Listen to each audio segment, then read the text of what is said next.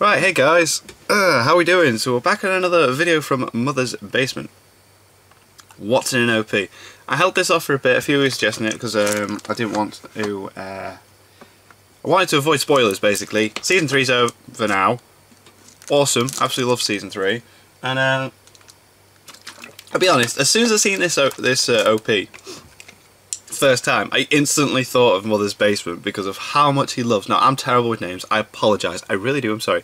The Invisible Girl, because he absolutely loves her. Every OP that he's done, he's always done like make a joke about how she's there and stuff like that, and how much he thinks, how cool she is and that. So I'm hoping for some really funny bits from him about her. And plus, it's in the title, like Invisible Waifu Love, so you know there's going to be some love for her in this, and I think it's really good OP as well. So let's get into this. This is Invisible Waifu Love, My Hero Academia. What's in an OP? Yeah!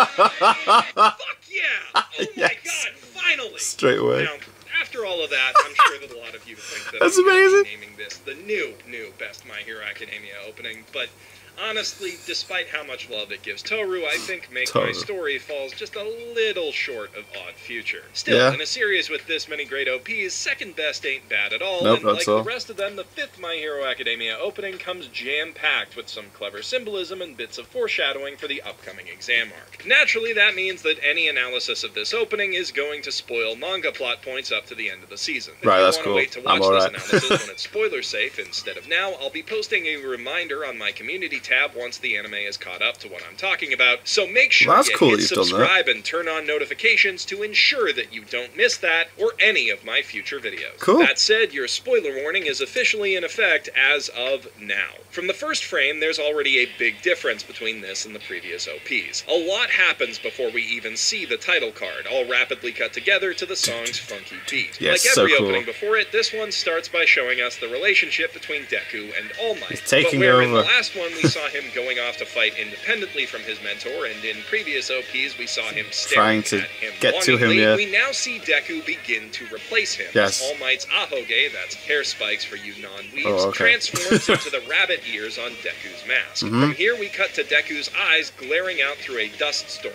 This hints at the threats posed by some of the other schools in the provisional license exams, and Pretty cues cool. us to pay attention to the eyes of other characters in later shots, which convey a lot of important information. From here we cut to a shot of Class 1A floating above the They're all roof of the celebrating. building, seemingly frozen in time, while only Bakugo and Todoroki are colored in Oh, and able to move. that's a At hint first towards what this happens character later, isn't it? introduction shot Whoa. might seem to suggest that there's some kind of upcoming battle with a time-stopping villain, but there's more to it than meets the eye. No. If you look at the expressions They're and celebrating. poses of the classmates floating in the air, it doesn't look like they're in pain or struggling to move like you might expect. Yeah. Rather, they're frozen They're all smiling. mid-celebration, Yeah. clapping their arms, jumping for joy, and cheering to the sky. That's because this is the moment that they find out Passed. they passed their exam. Ah, but Todoroki then, yeah. and Bakugo are still stuck on the ground, feeling this fraction of a second stretch out for eternity, because at the end of this arc, their They don't. personal failings turn into failing scores on the exams. Yeah. While all of their friends That's are being elevated, cool. I never moving noticed. toward I didn't their think of goal that. of becoming true heroes, both of these characters have fallen short and turned away from the ideal that they aspire to reach. This failure is hammered home by a cutaway to the eyes of Aizawa, who can prevent them from using their quirks with his gaze, similar to how not having their license limits what they can do as heroes. The Wow. camera pulls back and Aizawa turns away, jerking his head as if to say, "Let's go." Let's go, yeah. Deku takes his cue, stepping forward confidently with his fancy new iron-plated boots I like into the the boots. arena of the exam arc. However, before he can take another step, a gust of wind blows back his mask, and with it, the image of All Might that he's been trying to project. This shot reflects that the symbol of peace is now gone, and makes a statement that Deku needs to move forward by himself now, becoming his Yep, own look man at that. and his own That's hero, instead of one a copy big of towering All. obstacle After there. a moment of disorientation, Deku fixes his eyes on a literal mountain of enemies Yep. before him, all staring down at at him with hungry eyes. Ugh. As a representative of UA, Deku has a big target on his back for Definitely. this exam, as do all of his classmates. For a bunch of silhouettes, there's an impressive amount of variety in the character designs here. On the left, we've got some kind of mantis man thing, and a dude with a bow staff, as well as a guy who really needs to work on his posture. Up on the right, there are a few dudes with wings who are actually animated and what looks like a member of the Akatsuki. Then on the lower level, we see some sort of lizard snake person, and is that Present Mike? That looks a lot like Present Mike. And then this person with a horse.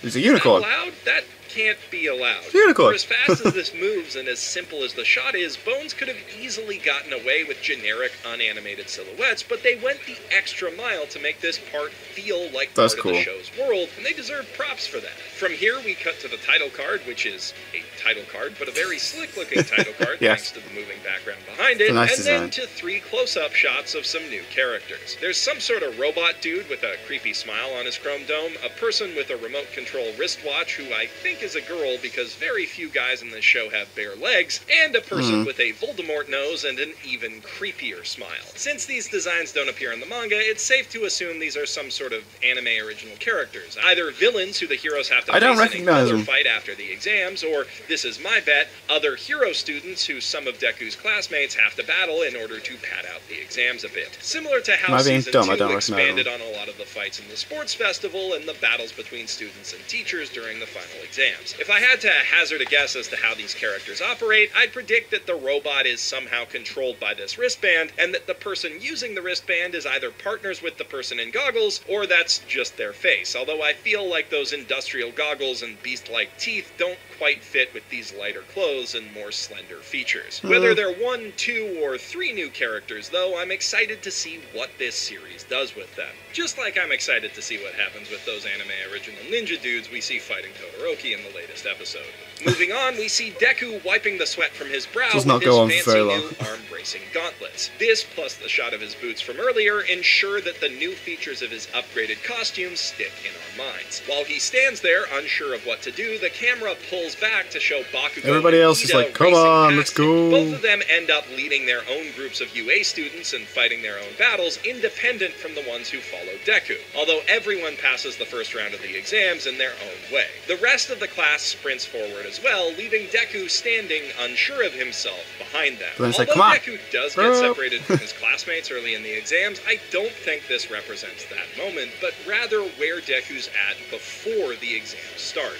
While everyone else charges forward to make their own ultimate moves, he's unsure of how to make one for all his own. It takes a small push from All Might, now stuck permanently in his deflated form, to send him moving in the right direction and help him realize that he was following his mentor's example a little too rigidly. Yeah, meaning aside, you gotta make it your own. You gotta make it your own, man. Give him the push, only to reveal that it was the emaciated Toshinori all along, is a brilliant and bittersweet reminder of what was lost during the battle with All for One. The flurry of attacks that follows this is borrowed straight from the random students who attack Deku while he's trying to fend off Shiketsu's Kami. Right after that, the ground explodes and we jump into 2 simple action shots of Todoroki flying through the air on his ice, followed by Bakugo using his explosions to deflect what I think is Seiji's skin-melting quirk. Inasa shoves the Shiketsu logo right up against the camera to ensure that we know what school he's from, before pulling back to pose with his characteristic bravado. And to show off his power. The wind that he whips up shows us the nature of his quirk, making a connection to the attack that threw Deku off his game earlier. We see a lot of blowing wind in this OP,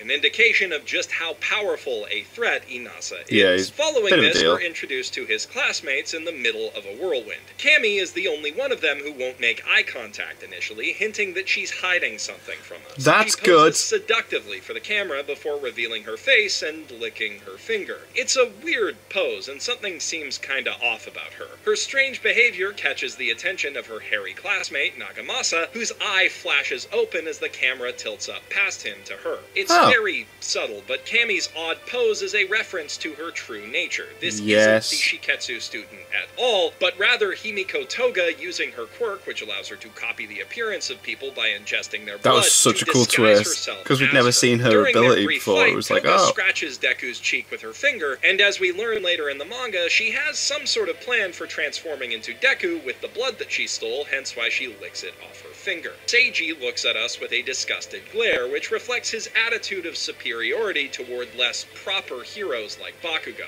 Next, we briefly meet the students of Ketsubutsu, less prominent rivals to UA, who nonetheless cause trouble early in the exam. We get a sense for their individual personalities from this group shot. Yeah, you can, Tatami can't you? is very bubbly, Itajiro is a bit shy, and Shikui is more stoic. Special attention is paid to Yo Shindo, who makes a show of being friendly before revealing his more sinister true nature. Shindo's earthquake is what separates Class 1A initially, so it's fitting that we cut from him to a rotating shot that makes sense, yeah. in disarray. This is mostly just another cool character shot, but it is beautifully composed, and the panning rotation effect looks really cool. In the foreground, we see Ida, Todoroki, and Ojiro move in front of Deku, and also, hey look, Toru! Yeah. Real this time! For real, I love that they're now using Toru's invisible body to create more interesting shot It's awesome, because you can still have her in the shot. Characters. It's still pretty everything dang else. clever. However, Todoroki does block out Deku as he passes him, and the way that this compresses the empty space in front of him subtly pushes our attention to Aoyama on the left side of the screen, who plays an important role in this part of the story. That's hinted at more directly as Deku looks up to the sky, and we see his navel beam shooting upward to pierce the dust cloud.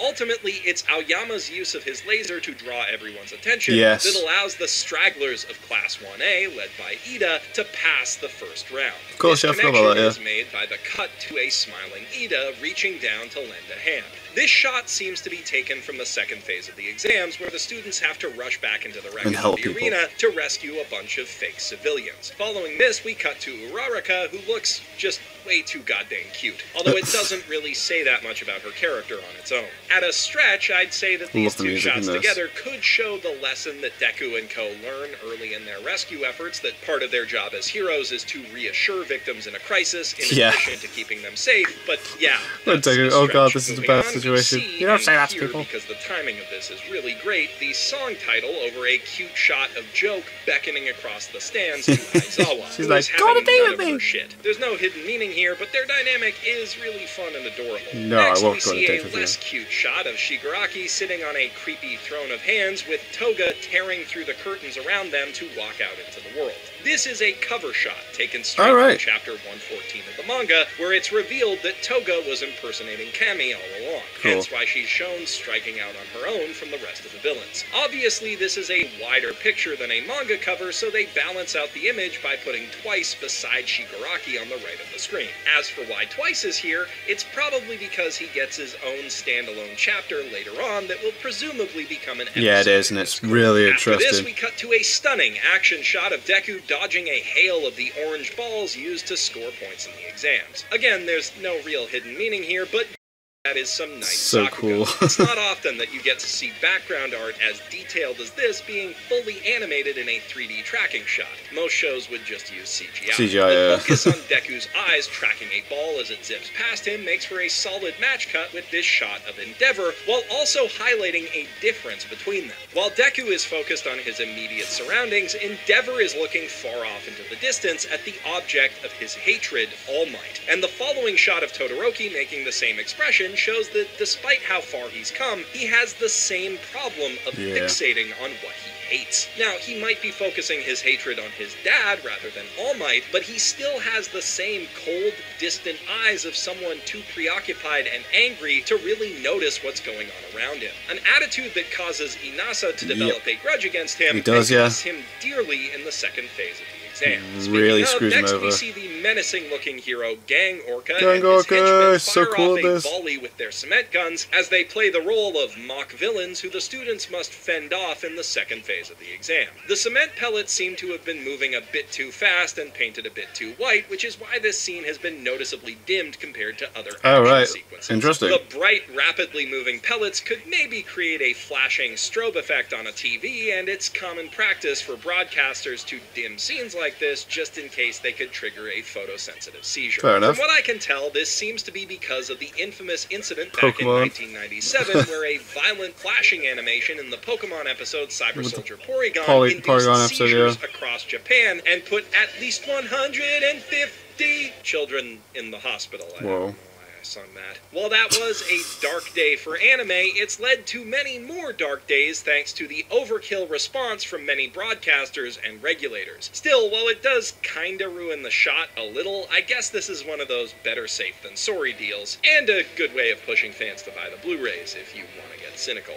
After this, we're shown Todoroki and Bakugo dodging the cement bullets and launching a counterattack in another beautiful but dim Sakuga shot that doesn't have much extra meaning and doesn't even really reflect any action scenes from the story, and the lights come back up as we zoom in on Bakugo's eye, showing us what's on his mind. He's shown standing, looking dumbfounded in a white void, a shot that's reminiscent of his reaction to seeing All Might's true form, and realizing the connection between his idol and his rival, Deku. A revelation that weighs heavy on him during this season and sets up some good stuff later on. The next shot shows the image of All Might that he's been chasing moving further away and fading into the background. Yet, in the long shadow that the greatest hero casts, we see two new heroes standing as equals. This shot cements a vital aspect of Bakugo's character that's been kind of in question up to now.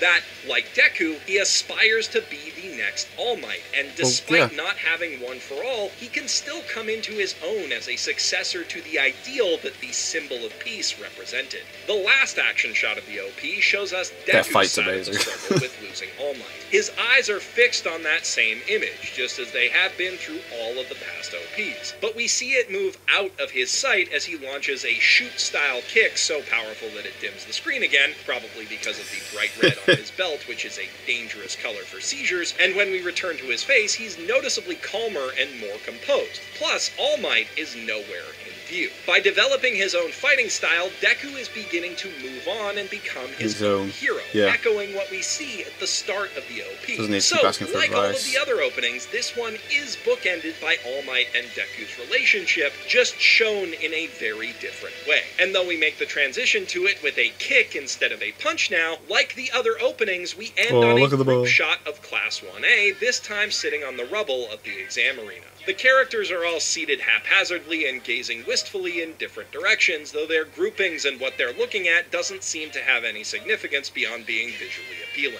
The two exceptions to this are Todoroki and Bakugo, the two failures, who both have their backs turned as they did in that first shot. There is something else that I really like about this shot, but I just can't put my finger on it. Okay, I'll stop being coy. The way that they used Toru to give this scene extra depth without getting in the way of the other characters is friggin' brilliant. Maybe somebody at Studio Bones has been watching my videos and realized that they should put her shoes and gloves on in more of the shots that she's in, so that all of the great character animation they do with her doesn't go unnoticed. Some people have suggested that this might foreshadow that Toru is the UA traitor, but while I won't discount that possibility, the traitor's identity hasn't even been revealed in the manga yet. And I think this is just a case of the animators having fun, which honestly describes a fair bit of this OP. A lot of the action scenes and character moments are just fun without having much in the way of additional meaning. And while there are some strong moments and clever metaphors at play here, overall it's not quite of the same caliber as Odd Future. But then that makes sense, since this arc serves as a bit of a breather from the heavy plot revelations of the training camp and hideout raid arcs that preceded it, and is thus a bit lighter on story details for the OP to show. I do kinda wish that they'd hinted more at the final battle of the season, but at the same time, I'm kinda glad that that great moment will come as a surprise to viewers unfamiliar with the manga. Speaking of surprises, there are few surprises quite as nice as getting a Loot Anime. Oh, there we go. Loot Anime is a subscription service that sends a carefully selected surprise assortment of anime and manga merch straight to your door every month. Oh, those bleach pants are so comfy. I've got those. And other cool exclusive gear. Each crate is valued at over $60, but comes to you for just $28.95 a month, decent. Or even cheaper if you go to lootcrate.com/basement and sign up with the promo code BASEMENT for a 10% discount on your order. Next month's Defend Crate will bring with it an assortment of goodies from Evangelion, Astro Boy, Space Dandy, and Sword Art Online. Yeah, but every it's Gun Girl. That comes with new it's the alternate one. Items, like this Pop Team Epic shirt. Yeah. So if you don't want to miss out on all these cool anime collectibles, head to lootcrate.com/basement to sign up and get yours today. But before you go, since Hiroaka is going to be going away for the next little while, let me know in the comments below what other series OPs from this year or past years you'd like to see me cover. And while you're down there, don't forget to like the video and hit that subscribe button. I'm Jeff Thu, professional shitbag, signing out from my mother's basement. Cool. Some interesting points there that I never thought of. But yeah, it's interesting. Once a series is finished, you should just go back and just watch the OP by itself and then see if it tells the story. Like, I want to watch his What's in an OP Kakaguri, because I watched Kakaguri recently, and when it finished, I went back and watched the OP, and I was like, oh, that basically just like tells the whole progression of the story. Like Angels of Death actually as well, which is on a little bit of a break, I think. There's only 2 more episodes of that as well. If you watch the OP for Angels of Death, I figured this out at like episode 7. The OP just tells basically the progression of the story with who they're going to meet and how it continues. It's very strange how they do that, but you don't really notice, I suppose, until like you're near the end of the show. And yeah, but anyway, that was cool. I like that. I like these What's in an OP videos from Mother's Basement. They're awesome. So there we go. I wanted to avoid spoilers. Avoided spoilers. Season 3 was amazing. I can't wait for Season 4, and I really want to get to see the movie whenever I can. I just love My Hero Academia. It's amazing. It's so good. It's so good, and I highly recommend it to anyone that's not seen it before. So, yeah. Thank you guys very much for watching. What did you guys think of that? What did you guys think of this? Click like, subscribe if you haven't already. Leave comments down below. Let me know what I should watch and discuss in future videos. And I'll see you guys, yes, all of you guys, next time.